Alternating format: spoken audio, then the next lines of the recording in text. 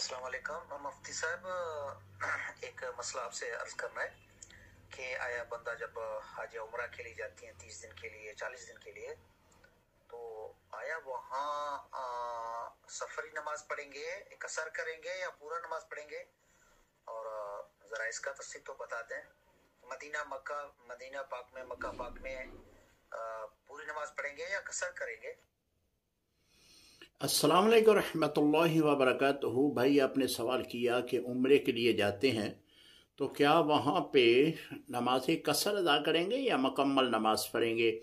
اگر آپ کا قیام جو ہے وہ مکہ میں 15 دن یا 15 دن سے زائد کا ہے تو پھر تو آپ مکمل پڑھیں گے، یعنی آپ وہاں جا کر نیت کر لیتے ہیں کہ یہاں پہ میں نے 15 دن ٹھہرنا ہے یا 15 دن سے زائد دن ٹھہرنا ہے، تو پھر آپ مکمل نماز پڑھیں گے۔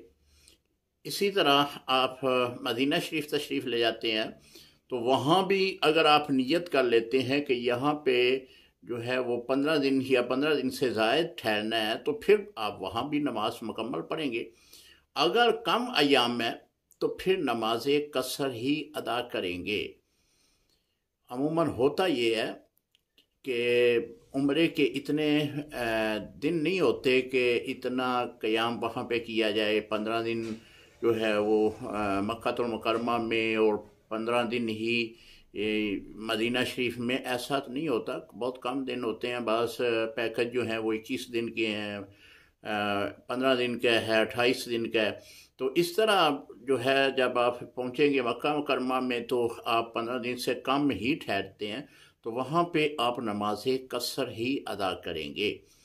یہ نیت پہ مبنی ہے۔ اگر آپ کی نیت وہاں پہ 15 دن کی ہے تو پھر آپ مکمل پڑھیں گے۔